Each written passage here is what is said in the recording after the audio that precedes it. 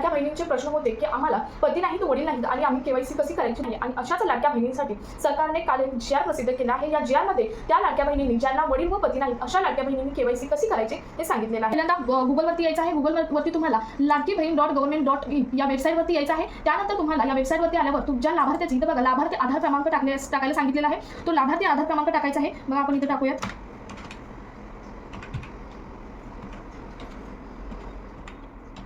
हा लाभार्थी आधार क्रमांक टाकायचा आहे. त्यानंतर कॅप्चा जो आहे तो कॅप्चा फिल करून घ्यायचा आहे. हा कॅप्चा फिल केल्यानंतर जो ओटीपी आहे तो ओटीपी सेंड करायचा आहे आणि इथपर्यंतच प्रोसेस ही करायची आहे. ज्यांना पती व वडील नाहीत यांनी इथपर्यंतच प्रोसेस करायची आहे. म्हणजे जो सेंड ओटीपीवरती क्लिक करायचा आहे, ओटीपी जाईल, तुमची लाभार्थ्याची केवायसी पूर्ण. म्हणजे त्या महिलेने म्हणजे संबंधित जे वडील व पती नाहीत अशी जी महिला आहे अशा महिलेने आपल्या पतीचा मृत्यूचा दाखला किंवा वडिलांचा मृत्यूचा दाखला हा अंगणवाडी केंद्रामध्ये जाऊन तुमचा जो वडिलांचा किंवा पतीचा मृत्यूचा दाखला आहे तो जमा करायचा आहे.